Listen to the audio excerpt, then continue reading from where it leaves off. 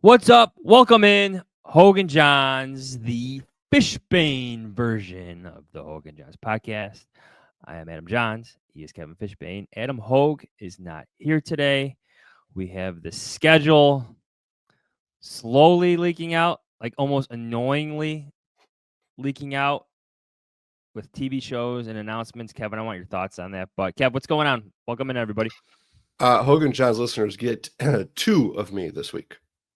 It's the schedule release week. Your week. It's my favorite week of the year. So Watchability rankings will be on Thursday. It'll be on Thursday. Yep. How do you feel about?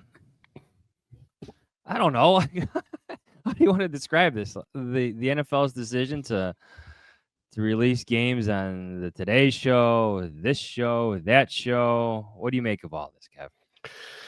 Well, we already know like a quarter of the Eagles' schedule.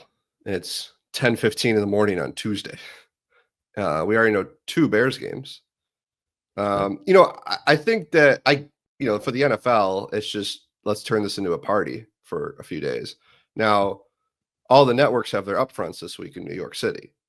So for them, and they're upfront, for those who don't know, they're essentially showing advertisers what to expect this fall. So for the Amazons and NBCs and Netflix, all those networks, like they want some kind of, something to show their advertisers, something to get really excited about. So there is I guess there's like a business element to it. It's not just the NFL being the NFL. All I heard, everything you just said there, the only thing I was thinking about is money. You were just talking. Oh, yeah. It's all money. It's all money. I will say, even though all these leaks come out and more will come out throughout the day Wednesday, by 7:00 Wednesday night, you still have a few little surprises, game times, networks, things like that. And then, of course, John Z. The funniest thing about all this is they'll still flex a bunch of games. We don't know week 18 who's playing when, So remember, the Premier League. I know you're a big soccer guy. They essentially make the schedules, every, 4 to 6 weeks. They'll give here's the next 4 weeks. College football does that. I feel like the NFL at some point might get to that, which will be brutal. I'm annoyed already. Did you watch the Today Show release? What was included in that? No, I did not. Like me, you had better things to do in your morning. I think I was watching Care Bears. Care Bears, that's still on? It's a new edition. So there's this show called Shark Dog on Netflix. Ooh. That my 2-year-old daughter has fallen in love with. We turn it on vacation just to get her off other shows she has been watching, because the 2-year-old is the boss. She gets loud enough where even her older brother's like, oh gosh, I got to shut her up. I got to turn something on. So Shark Dog on Netflix has become the most popular show in the Jahns household. And we are all sick of it, but we can't stand the crying and the fits that come with not playing it. So Shark Dog on Netflix has become, I've seen every episode. I didn't know Shark Dogs could exist, and they talk too, apparently. All right. Is it related to Cat Dog, the former Nickelodeon show? I remember Cat Dog. Yeah. No. I don't think everybody's here. So you bring me on, we go off the rails, we're talking Shark Dog. No, this is what the NFL did to us by slowly releasing the schedule. It's driving us all insane. Black Friday, though. Black Friday, Bears, Eagles. You want to talk about that for a minute? Yeah. How do you feel about that? So if you're the Bears, their schedule, I saw a ranking of strength of schedule based on Super Bowl odds. And based on that, the Bears have the 5th hardest schedule in football. But they also have 3 of the teams with the lowest odds on their schedule. If you're the Bears, wouldn't you rather like right now we know Packers and Eagles are in the second half of the season. If you're the Bears, wouldn't you rather get all those tough teams late? New coach, second-year quarterback, you feel like you'll be a better team in November and December? I guess I would rather if I'm the Bears, I would much rather get the Eagles on Black Friday than the first game of the season. Absolutely. Now, at the same time, you could be catching the Eagles. That's true. The Eagles could be, in their groove, and weird things happen in week 1. Yes. So Like week 1 is a bad indicator of what happens later in the season. I'm not saying if the Bears would have won week 1 against the Eagles, they would have been a bad team. But we don't have that. We have to wait and see who their opponent is. Although I feel like maybe prime time could still be in the works for the Bears. Maybe. Yeah. Potentially. Yeah, I think I expect I'm being Bears selfish here because that's what I want. Yeah. I need it to happen. I'm going to speak it into existence, Kevin. Speak it. You don't Speak care. your mind. You don't care about the concert I have to attend Saturday night, week 1. No. Listen, you know my priorities, which is I need the Bears schedule to align with the Northwestern football schedule as much as possible. See, we all have our selfish reasons. We all have exactly. This is why I don't like what the league is doing. It's just for me, who's got 1,000 things going on in my life, I can't keep up with all the TV show releases. I think there should be a Hoge and Jahns tailgate at this concert you're going to week 1. Well, there might be if the stars align for Hoge and Jahns. Yeah, it's good. There we go. Hoge and Jahns event for your 10-year anniversary. Katie is saying yes. We should do that. We'll see. I'm going to speak it into existence. Primetime game, week 1 for the Chicago Bears, so Adam Jahns can enjoy his concert on Saturday night without feeling like crap Sunday morning. All right. Enough about the schedule. Are you ready for the real podcast now, everybody? We just watched the Bears rookies for 3 days. We are veterans of 10 to 12 rookie mini camps. I remember being more excited about previous ones. We tried not to get too carried away with note taking because you can't really gauge. Well, somebody got a little carried away with his note taking.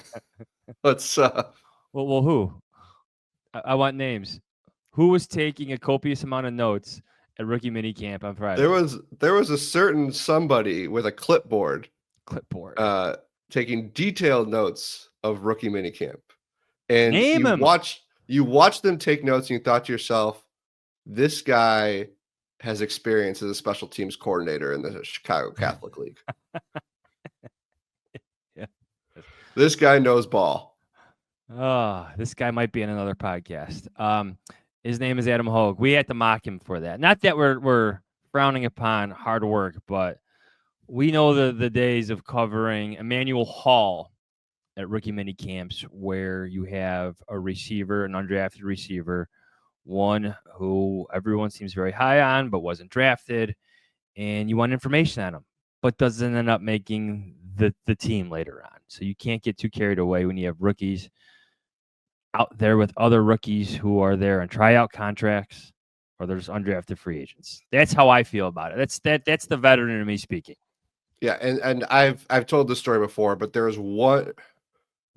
are 3 things I remember from rookie mini camp in my career.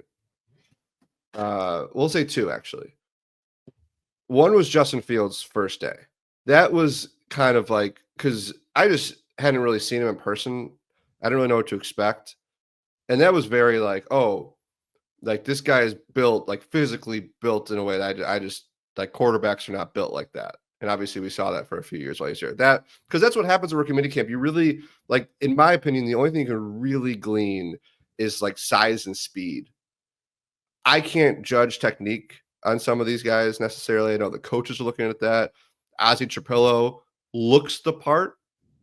That was a takeaway. Like, I'm like, you looked at him, you're like, oh, that guy looks like a left tackle or right tackle, but he looks like an NFL tackle. Human being. Very massive smooth, human being. Massive, long arms, smooth mover. You notice speed, you notice size. Kevin White. I always tell this. Rookie minicamp, Kevin White dominated. He was bigger, faster, stronger than everybody on the field, as he should have been. He was a number 7 pick. Obviously, injuries derailed his career. But yeah, you just like, it's just how guys look, which was interesting, Jahns. And I said this to you on Friday. Colston Loveland, I'm curious what he's going to look like week 1, like, body mass wise. Looks like just a really big slot receiver, and that's okay. But that was kind of like a size, speed, just kind of what you're looking at takeaway from rookie minicamp. Now, how much of that? Let me play devil's advocate for a little bit. Like, how much of that size, speed, look, the look of it, is kind of like, well, they should look bigger and better because they're the actual draft picks as compared to the undrafted free agents or the tryout guys or the guys who have 1 year of experience and they're still trying to prove their merit, work their way through the NFL, as young players. Like, how much of that do you take into account? Yeah, I mean, again, that's why like you can really only glean how a guy just like looks physically, because you're right, 100%. I always say that the rookie minicamp is the biggest gap of talent you'll see on a football Yes. field the Agreed. entire year. You're gonna have you had Ozzie Trapillo out there, Luther Burden, guys who are second round picks who are gonna make a lot of money and should play in the league for a long time. And you had guys who might literally never play like professional football, or certainly not play in the NFL again. Rookie tryout guys are the bottom of total bottom of the NFL hierarchy. And it's very, very difficult path to make the team. One rookie tryout player made it. You essentially just need 30 guys to allow yourself to have a full practice. It's great for those guys. They get to spend a full weekend in an NFL facility, and they put on some tape, and the Bears take note of them and maybe reach out to them later on. But yeah, I mean, Luther Burden should be so much better than some of the corners he might have faced over the weekend. I remember the days where Ryan Pace would invite, I'm not exaggerating, 20 to 25 tryout players where his staff is all out there looking for the needle in the haystack, the diamond in the rough. One more player to add, looking at looking whatever cliche you want to use, turning over every single stone. Like, you're looking for players that may or may not be there. And I don't want to say I'm jaded by those experiences, but you just try to keep the proper perspective. This is why I'm going to spend this podcast talking about the actual draft picks. We're going to rate the potential impact of these draft picks, player by player, 1 through 5, and what we see. Like, my favorite thing about rookie minicamp is you get to hear from the players and you get to hear from the coordinators. You get to hear different stories, different takes on their evaluations, different things that excited the coordinators about their selections, things they wanted from certain players. That's my big takeaways. So we have Dennis Allen in our minds. We have Declan Doyle in our minds. We have Richard Hightower in our minds. And we have all 8 draft picks talking and telling their story, sharing more about themselves. So we have more context, more things to evaluate and consider as we consider their place on the roster. So that's what we're going to do. We're going to go through all 8 draft picks. We're going to rate their potential impact on the Bears roster, on the Bears 2025 season, 1 to 5. 1, no impact. 5, major impact. We're going to go through all of them. Then afterwards, I think we have some leftover questions from last week's Q&A episode. So are you ready for this, Kev? Let's do it. Number 1, Colston Loveland, tight end, Michigan, 10th overall pick. How would you rate his impact 1 to 5 for the 2025 season? 5 being major impact, 1 being 0. So you had your annual short and long-term expectation story out today, Tuesday, at The Athletic. And you mentioned in there Sam Laporta's rookie year stat line. It's really good. Really, really good. Really good. That would be, I think, an incredible year for Colston Loveland. And as you noted in that story, Laporta did not have a Cole Kmet.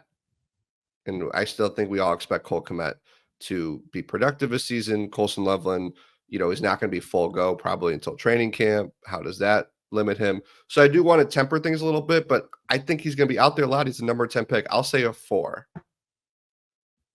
4 seems like a safe number. I was going to go 4 too. It's definitely 3 or above. Are you nervous at all about his shoulder injury kind of limiting him come training camp? Not really. I mean, I was surprised to see him out there. Same. And doing I don't know stuff. and it's the same, mostly the same training staff the Bears have, and obviously the same personnel office. I don't know, maybe if it's a Ben Johnson thing, but I feel like in past years, there is no way Colston Loveland would have even had a helmet on. He would have been standing on the sidelines. He was running around. He was running routes. He had his helmet on. He was just obviously just limited. I was very surprised and again, we'll learn in training camp how Ben Johnson is with injured players, but I think it's a good sign for Loveland. I thought that was very encouraging. I was very surprised to see him with the helmet on as we walked up to practice on Friday. I was slightly discouraged. He's skinny. He's tall and skinny right now. And he has said it himself. The one thing I'm limited on is heavy weights. So he can't add mass. He can't improve his definition. He can't bulk up, essentially. So I'm interested to see what he looks like once training camp returns, because eventually, if we're going to base this off what Ben Johnson said, there's like a 6-week window here where he's pretty limited. Like after that 6 weeks window, like how much work does he put in to add 5, 7, 8 pounds of muscle before training camp begins? Like that's what I'm watching for Colston Loveland come July. Yeah, and again, he should be productive. He should be an impact player. Like we've talked about this. I had a story up after the draft. Kind of what I was hearing about the Bears draft picks. I didn't hear anything negative about Colston Loveland. Like nothing. Like the one thing somebody on our team said was like, we're just a little worried about when he can be full go. That's all. That's it. Like everybody loved the guy's tape, loved the guy's intangibles. So now we see how it pans out. One thing, like one aspect of his story that we haven't talked enough about, which He's from Idaho. He wrangles horses or calves or something like that. I forget. He makes fences, barbed wire fences. But his experience, like in all seriousness, his experience playing for Harbaugh at Michigan. Yeah. You watched Michigan football. You saw him against the Cats. Those personnel groupings with the tight ends on the line and how they would shift and all that. Like that's a pro style offense where those tight ends have a lot of responsibilities. They have to be able to block for Jim Harbaugh. Should note for the record that Colston Loveland held to 3 catches for 22 yards against Northwestern. Oh, they have answers. He did have a touchdown. I think Michigan won by 70.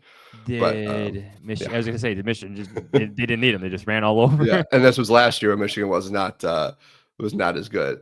Really, I'm going to take us off the rails for a minute. Which reporter on the Bears beat could best handle spending a day putting up fence in Idaho with the Lovelands? Very good question. I can make a long list of those who can't. And I'm probably near the top of that one. We're not going to consider ourselves on this. I'm going to give you a surprise name. I think Chris Emma, just out of sheer stubbornness, will stick it out. He'll be all cut up. He'll be bloody. He won't come back the same because he'll come back a changed man. But I think he would do it. I think that'd be a great story when Chris Emma and his friends listen to this podcast. They should text him about it. I like that. That's a good one.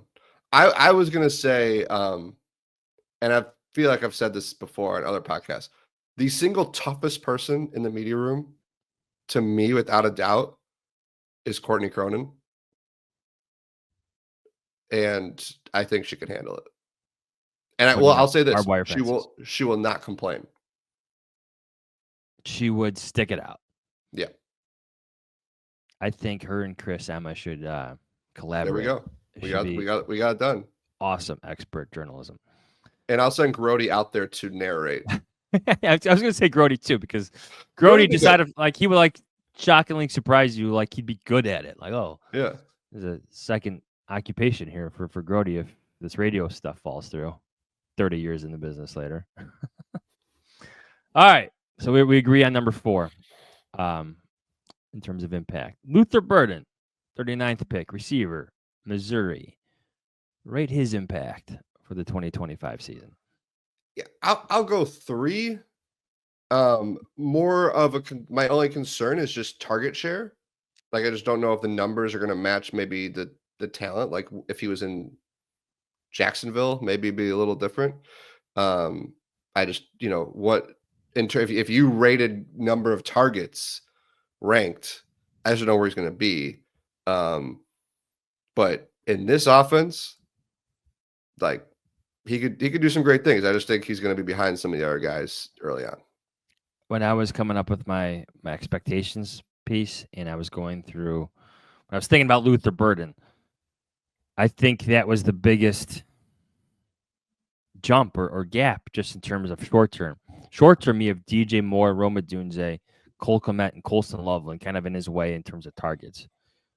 But long term, like year 2, 2026, do the Bears have their version of St. Brown and Luther Burden? Like, I'm excited about that. The Bears should be excited about that because St. Brown, he's a yak machine. Yards after catch. He is such a threat in the slot all over the field. Get the ball in his hands and let him move. That's Luther Burden. If the Bears somehow lucked into this situation where they have their version of St. Brown now in their roster, 2026, 2027, I think his impact on this roster is beyond the scale. So I'm with you. 3, I think the Bears do find a way to get the ball in his hands in this offense. Ben Johnson is already dreaming up ways of doing that. Punt returner, Richard Hightower, the special teams coordinator, said that's definitely an option for him. So I think he wins that job. But I think you and I agree that room, just in terms of pass catchers, that like the offensive weapons for once might be too many for the rookie to make an impact. How crazy is that, by the way? Like, this is a Chicago Bears football. Let's see it on the field first. All right. Drew, we should know better. Ozzie Trapillo, number 56, offensive tackle, Boston College. 5. We're agreeing too much. I'm gonna go. I don't know if it's going on a limb. I'm gonna do it. I'm gonna stand on the table there for Ozzie. You know what? Do you think you stood on the table, you'd be as tall as Ozzie? Maybe. You know what? Matt Eberflus's nickname would be for Ozzie? What? I call him the Wizard. Oh. Wizard of Oz. Yeah. Okay. Your analysis, please. I'm going to go ahead and say, if he wins the job as a starting left tackle day one, it's hard to get more impactful than that. He is a loud player on the field. Did you take note of that? I did notice that. He grunts as he's running through some of the drills.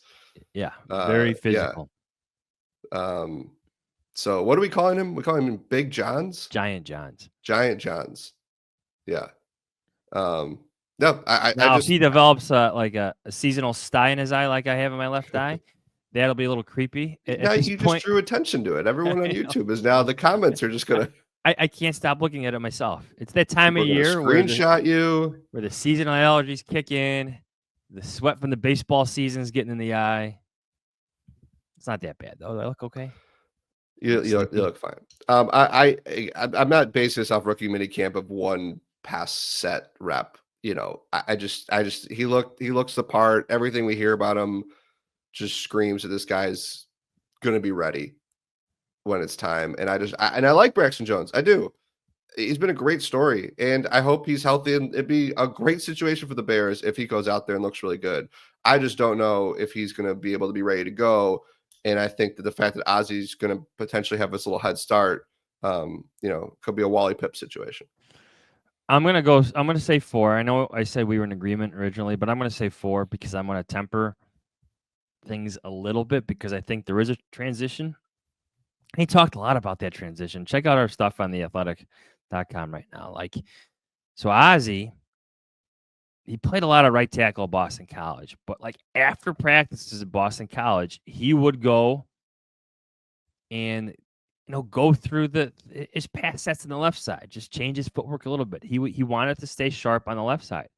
And then post college, preparing for the draft, he did a lot of work, extensive work on the left side to keep that fresh, to keep that an option for himself, knowing how important his versatility would be in the league.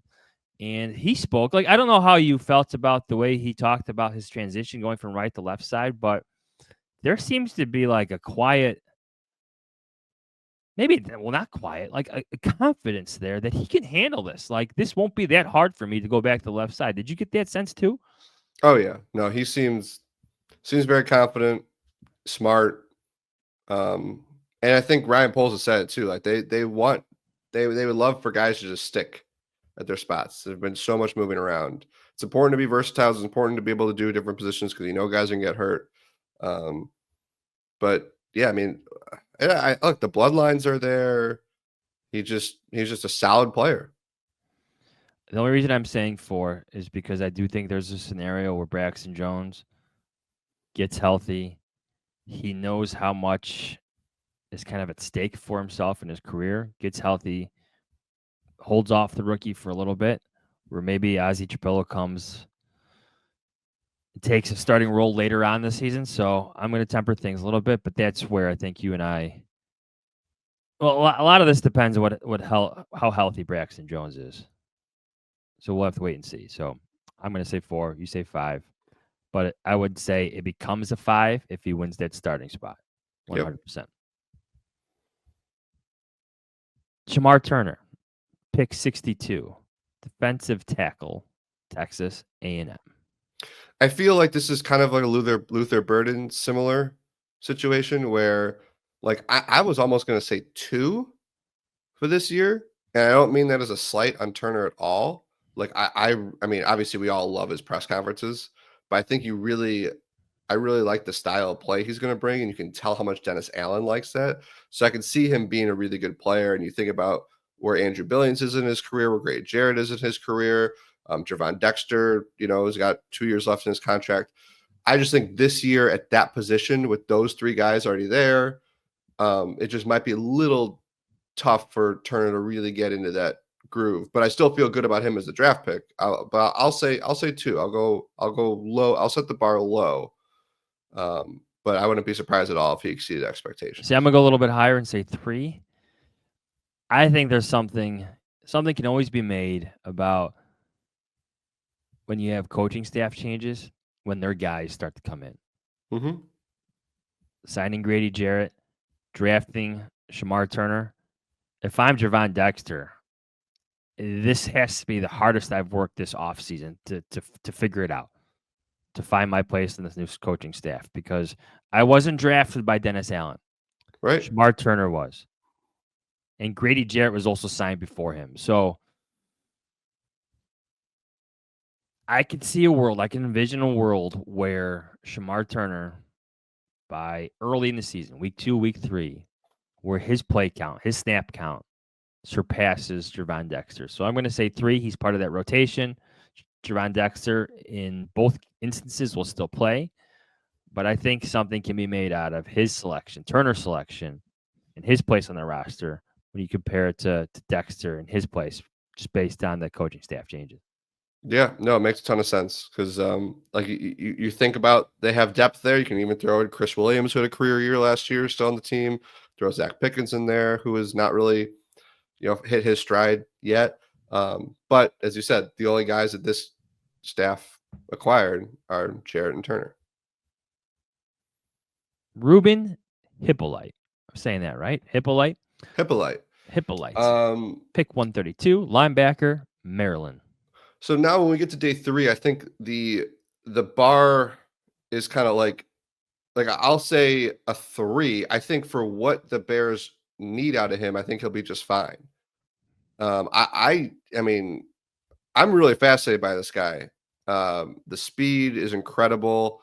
And you talk again, like, I know a lot of Bears fans thought, why are they taking this guy in the 4th round who's not even in the beast? Which, by the way, Dane Brugler has talked about how probably would have been, if that 40 time was done like later on in the process.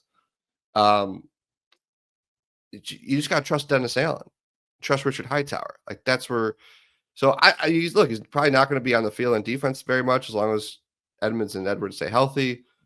Be a special teamer, come out a little bit. So I'll say 3 because I don't think his overall impact is going to be huge, but I think for what the Bears are asking out of him, I think he'll be just fine.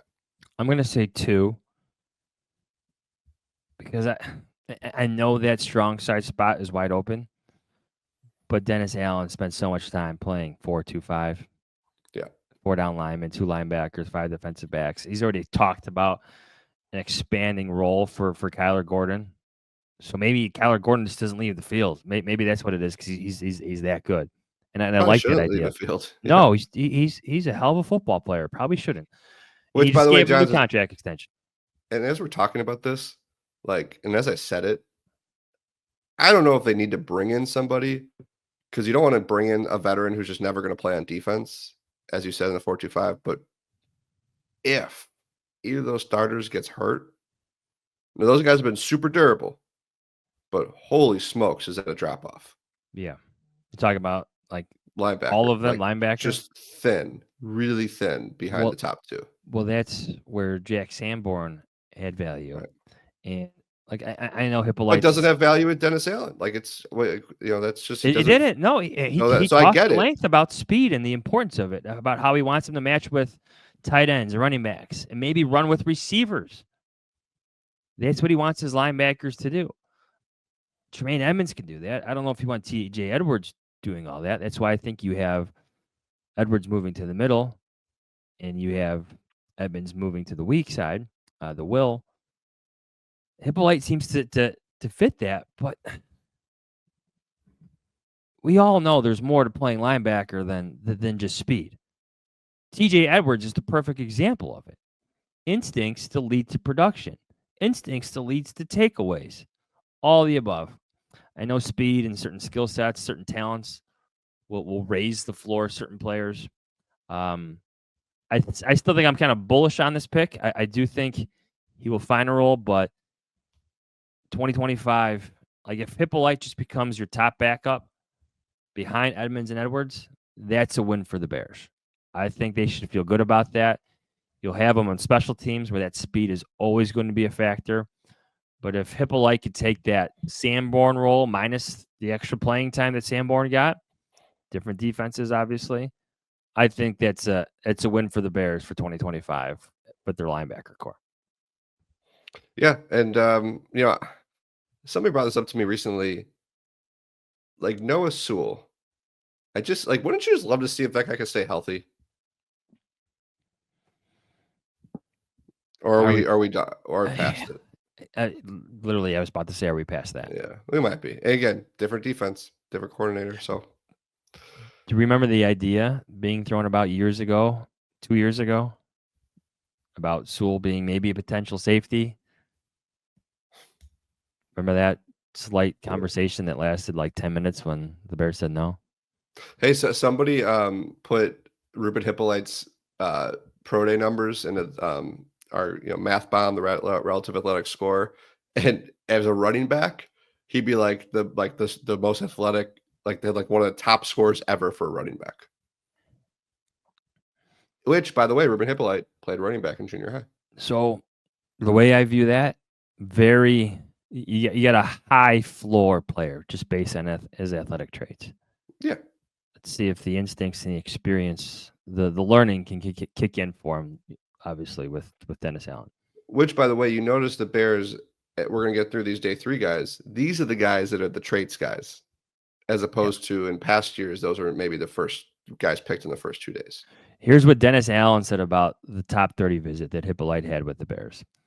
I'll tell you what, I did learn that he's very mature and he's very business oriented. He's got his life together off the field, which is going to allow him to be able to focus on the field with the football. There's not going to be a lot of outside distractions with this guy, and I think that's a positive. I think he's going to be a guy that's going to learn how to be a pro really quickly because of that maturity level. So he's got a big supporter, Dennis Allen in that building. These old school football coaches are they just gotta hate NIL stuff. Yeah. They just gotta, unless a lot of these guys are giving up that stuff once they get to the NFL. So the NIL stuff came up with our next player here. Zay Frazier, pick 169, cornerback, Texas, San Antonio. I call him the Zay Hay kid. Is that your Eberflus impersonation? Yeah. Just work on nicknames. I'm going to say 1. All right. Hater. I'll say 2. Okay. Here's your question, John. Well, actually, no. I think I know the answer. I was like, who's Jalen Jones this year? But I think they actually signed a guy who's going to be the Jalen Jones. Let me pull up our depth chart for a minute. Stand by. Adam Johns, Kevin Fishbane, post-draft Bears depth chart on the Athletic. You can read it. Nick McLeod. Somebody they brought in March for special teams. So that's probably your answer. But that's like the type of guy that Zay has to beat out. So, yeah, I could see him just being a special teams guy. For now, I think where I start being more optimistic about him is Al Harris's strong endorsement of him in terms of what he can be as a man coverage cornerback in Dennis Allen's defense. Now we have to wait to see that. I want to see him against Rome Odunze. I want to see Zay Frazier against DJ Moore. He is behind Jalen Johnson, Terrell Smith, and Tyreek Stevenson at the moment. Those are 3 very good cornerbacks. One exceptional cornerback who's not going anywhere. Is the door open a little bit with Stevenson Smith? Maybe, but you're still a rookie, and he's an older rookie. Going back to the NIL thing, and the COVID thing with players staying in college a little bit later. So we'll see. Didn't get a good gauge of what Frazier can be, although he did make an interception, right? Or he had a big pass breakup. He had a pass breakup on Saturday, yeah. So that's a positive. But again, no one's winning a job in the spring in shorts. Right. I want to see him against the Bears' best receivers. So short term, 1. The Bears are pretty loaded at cornerback at the moment, even though this is a pretty important season individually for Tyreek Stevenson. But he's a second-round pick. Zay Frazier is not. We'll see. But I think Harris's strong endorsement of him will carry some weight. He'll be here for 2 or 3 years. He'll get a chance to prove himself. I'll throw out, this is a bit of a far-fetched thought and better fodder for August, but Tyreek Stevenson, Terrell Smith, is one of those guys a potential trade chip? If Zay Frazier looks good and you feel okay about him being the backup, and those 2 guys have good summers, but they're not, you didn't draft, this is not the coaching staff that draft them. Do you move Zay up the depth chart and find a day 3 draft pick for one of those guys? Just something, because you got a lot of corners right now. I think the only way to play out your scenario a little bit here, the only way you're moving on from Tyreek Stevenson is if you figure out he just doesn't fit for whatever reason. I'm not saying that's going to happen, but obviously what happened last year, the Bears need to see if he's over what happened last year. Last year was a very, very interesting season for Tyreek Stevenson. And by the way, at his best, isn't Tyreek Stevenson a perfect fit for this defense? Yes. Yeah. So that brashness, that toughness, absolutely. Luke Newman, 195, offensive guard / center, Michigan State. I'm intrigued by him because you need that guard center backup. The problem is the Bears have a lot of guys right now. So I'll say 1, and I think he ends up on the practice squad. But I'm opening the door for, if he has a really good training camp, I think he could probably find his way ahead of a couple of those guys. But he's got to be very careful of 7th-round picks. Yeah, I'm going to say 1 6th-round pick. I'm going to say 1. Pick, excuse me. If I had one like physical takeaway of seeing him at practice, is he's bigger than I thought he was. Like, he's bigger than Doug Kramer. Yeah. And he's built like a fire hydrant. So I imagine that will help his case. And he really seems to be all aboard this transition to center. Like he wants it to happen. Like he's done like self-scouting on himself just in terms of his physical makeup. So I think he's fully like willing to do this. I think he wants that challenge. So I'm gonna say 1 now, but I would not be surprised if he beats out Doug Kramer for one of the final 2 roster spots for this team. Yeah, as I said, I mean, that's going to be figuring out those final interior linemen, those backups who can play guard center. His ability at center is going to be key. My prediction is Luke Newman leads Bears O linemen in preseason snaps. Fun prediction. I'm guessing this next guy is going to lead the Bears in preseason carries. 7th round, Kyle Monangai, pick 233, running back, Rutgers. So you know how I said you got to be really careful about 7th round picks and expectations and stuff. I love Monangai. I watched him at Rutgers. I got a lot of positive feedback on him from people around the league for a 7th round pick. I'll say 3. Just to be still, he is a 7th round pick. A lot of teams passed on him over and over again. But there's just something there. And I'm just fascinated about the pairing of him and Bieniemy. And yeah, I'll say 3. I like the number. I'm going with 3 too.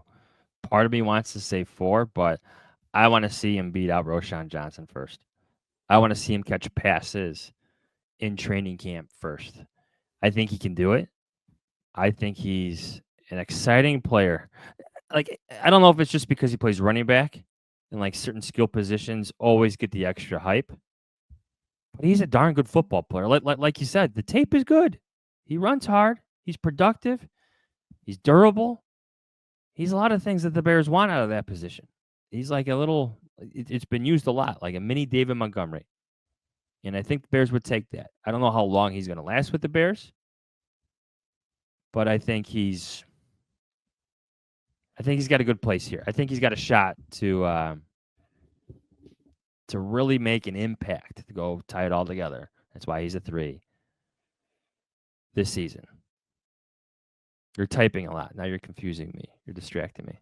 We're gonna do one. Sorry, here. Yeah, we got we're on the clock here, and which is actually good because I am doing something for my other podcast. The fans of this podcast, when that episode comes out, are gonna be really excited about. Very good. You're recording at 11, I take it. So let's do one quick question and get out of here. This is from Robert. What players from last year are near certain cut candidates? Tyler Scott comes to mind as one. The nice thing for Tyler Scott is it's not like the backup wide receivers are loaded, right? So you have your top 3. You got Odunze Moore, Burden. You got Duvernay and Zacchaeus. So who's your 6th if you're keeping 6? Oh, Tyler Scott. Like it's a make or break camp. You're more than in the bubble. You're in the bubble. I don't think he has the return abilities of Duvernay. Duvernay? Yeah, Duvernay. So, but I don't, if they keep 6 receivers, if he could show he could do some stuff on special teams, maybe. The Luke Newman conversation we had, I'm very curious what Ryan Bates' summer is like, because there's a money factor there to consider in terms of what he's going to cost you. But if he comes out there and plays like the guy the Bears traded for and is your top backup at center and guard, I think this contract is fine for that. But that's why I want to see how he looks when camp It's a good name. But you don't draft Luke Newman. You don't take a swing at an offensive lineman that late if you're feeling good about Ryan Bates at this moment. Yeah, so it's a big camp for him. But again, he could come out there and be like, hey, this is why Ryan Poles really liked me all those years. And then you're good. So I would say those 2 names come to mind. Yeah. Yeah. Good names. All right. We got to go. You got to go. You got something here in 2 minutes. You know the deal. Read us at theathletic.com. Follow us on Twitter, Blue Sky, wherever you get social media. Same handles. You know where to find us. We have more stuff coming this week. We'll be back on Thursday. Adam Hoge at allcshow.com. So that's it. We'll be back on Thursday. Kevin, thank you as always. The Hoge and John Show, the exclusive home of, this will be, I think, my 12th or 11th annual watchability rankings. I'll get the number right for Thursday. Okay. Hopefully we'll break it down. Let's do it. Schedule season is upon us, as we know, thanks to the Today Show. That's it for everybody. That's it, everybody. We'll be back on Thursday. See ya.